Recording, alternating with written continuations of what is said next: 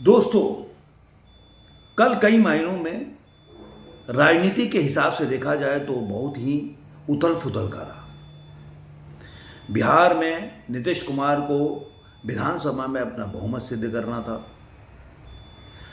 और जैसा कि मीडिया बता रही थी कि और मीडिया में खबरें आ रही थी ये लगातार 2 दिन से कि शायद नीतीश कुमार बहुमत साबित ना कर पाए और कोई खेल हो जाए। जैसा कि तेजस्वी यादव ने जब भी उन्होंने नीतीश कुमार ने एनडीए के साथ गठबंधन करके और उन्होंने सीएम का शपथ लिया था, उसके बाद जो तेजस्वी यादव है उन्होंने ये दावा किया था कि खेला तो अब शुरू हुआ है।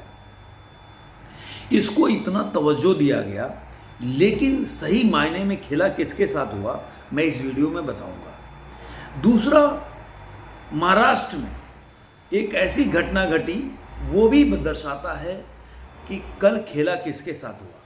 तीसरा, एक और स्टेट है जहां पे खेला हो सकता है, या यूं बोल सकते हैं कि खेला होने के कगार पे है, लेकिन जो मीडिया है या यूं बोल सकते हैं कि जो इंडिया गठबंधन है वो जागने को तैयार नहीं है। तो इन सब बातों पे आज इस वीडियो में हम चर्चा करेंगे।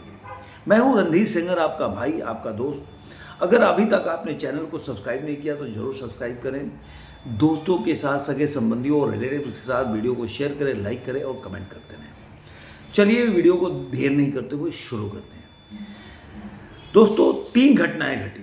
पहली बिहार में, दूसरी उत्तर प्रदेश में और तीसरा महाराष्ट्र में। एक और घटना घटने वाली है, वो मध्य प्रदेश में। पहले हम शुरुआत करते हैं बिहार से।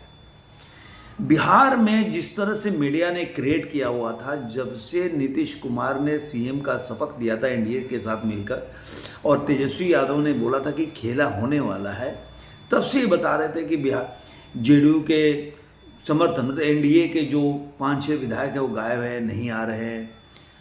तो इस तरह के, और लेकिन मीडिया में ये नहीं चलाया गया उस तरीके से कि किस तरह से तेजस्वी यादव के घर पे, चाहे लेफ्ट के जितने भी एमएलए हों और तेजस्वी के अपने एमएलए हों, उनको किस तरह से नज़रबंद किया गया।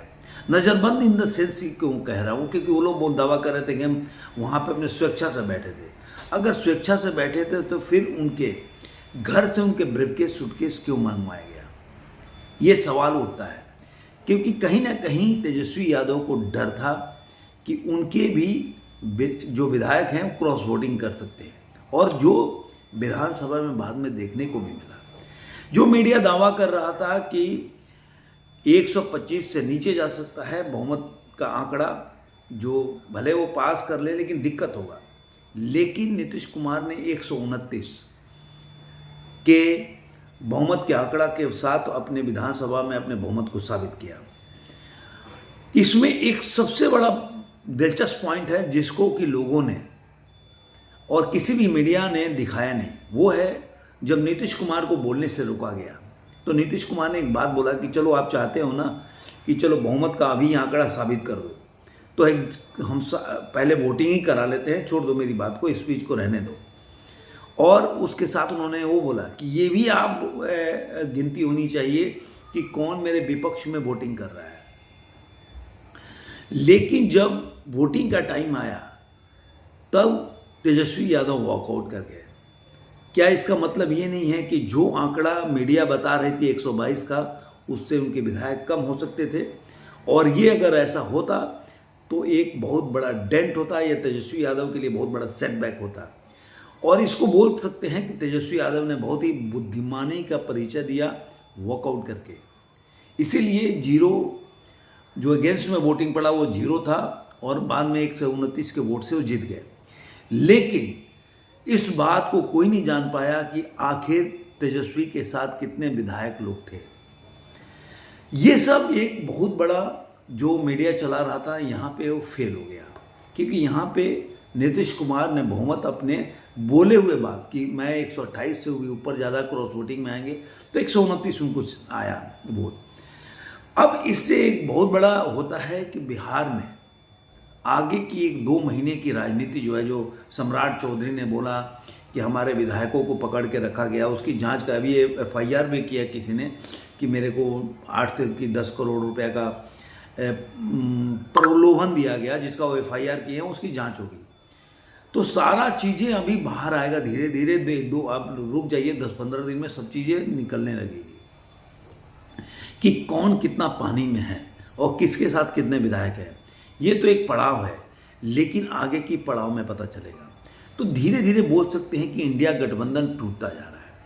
अब देखिए जयंत चौधरी आते हैं, उत्तर प्रदेश में जाएंगे तो जयंत चौधरी ने NDA में आकर इंडिया गठबंधन में एक बहुत बड़ा डेंट दिया, और जैसा कि बताया जा रहा है कि केवल उनको 2 सीट दे रहे हैं, जबकि अखिलेश यादव को 60 सीट दे रहे हैं। अब सबसे बड़ा बात है कि आपको 7 या 10 सीट मिले और आप एक भी नहीं जीत पाए, और आपको 2 ही सीट मिले, आप 2 जीत जाए, तो आपके लिए फायदेमंद का सौदा क्या होगा? और ऑब्वियसली 2 सीट, क्योंकि आप 2 सीट तो जीत रहे हैं ना, आपको 10 देने से 10 में एक भी नहीं जीत रहे। तो कोई भी राजनीतिज्ञ होगा जिसके पास थोड़ी भी सूझबूझ होगी तो वो 2 के साथ जाएगा। उसके साथ उन्होंने एक राज्यसभा के टिकट दे रहे हैं, और यूपी का कैबिनेट में एक मिनिस्टर का भी उनको दिया जा रहा है, जैसा कि बहुत पहले से खबर आ रही, ऐसा ही होने वाला है।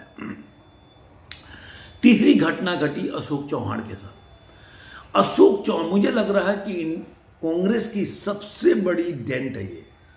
और जो लोग बताते हैं ना कि मतलब माधवराव सिंधिया के जो लड़के हैं, ज्योतिराज सिंधिया, वो सबसे बड़ा डेंट था, मैं मानता हूँ ये सबसे बड़ा डेंट है। क्यों?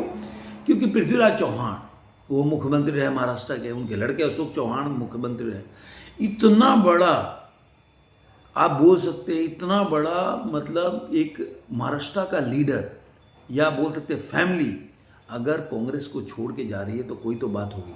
हमेशा आप इस बात से छुप नहीं सकते कि कोई ईडी का चक्कर से छोड़ के जा रहा है, तो कोई लालच में जा रहा है।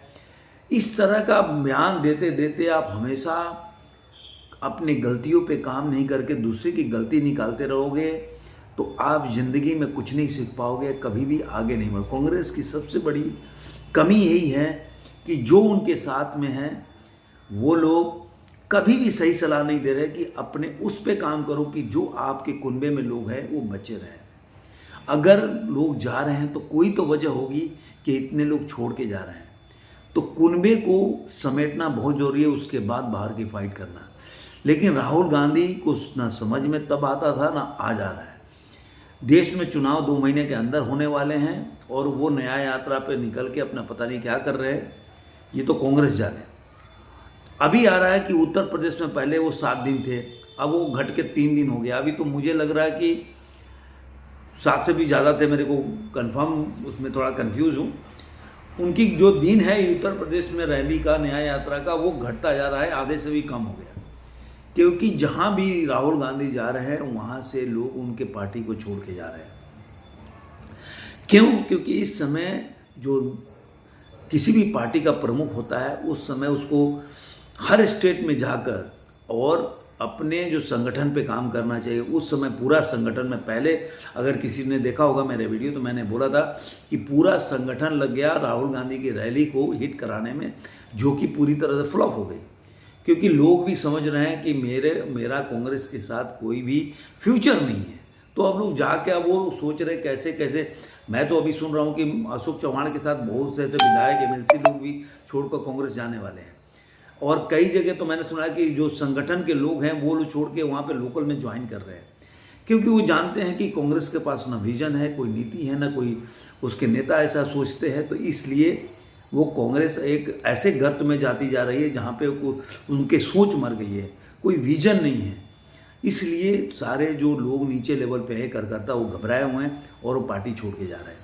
तो एक कांग्रेस को समझना होगा कि उनको कैसे समेटना है, लेकिन वो समझ नहीं पाएंगे। चौथा स्टेट मध्य प्रदेश, कमलनाथ आज नहीं तो कल ये ज्वाइन कर सकते हैं बीजेपी। उसका वजह यह है कि वो शुरू धीरे धीरे से जो हिंदूवादी जो बोल सकते हैं पथ पे वो आगे बढ़ने लगे हैं। उनका एक स्टेटमेंट कि कोई भी स्वतंत्र है कहीं भी जाने के लिए। जब प्रमोद कृष्ण के बारे में उनसे सवाल पूछा गया तो उन्होंने बोला कोई भी कहीं भी, कोई डिक्टेटरशिप नहीं है, जिसकी जहाँ मर्जी हो, जहाँ पे सहूलियत मिलेगा वो जा सकता है।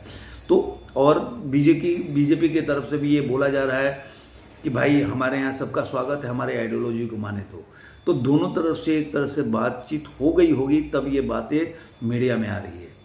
तो कांग्रेस के लिए एक बहुत बड़ा सेटबैक होते जा रहा है। मुझे तो लग रहा है कि कांग्रेस अगर 30-35 सीट भी निकाल ली इस बार तो बहुत बड़ा बात होगा। आपको ये वीडियो कैसा लगा जरूर कमेंट बॉक्स में बताइएगा। फिर मिलेंगे ऐसे ही किसी वीडियो में, तब तक के लिए धन्यवाद।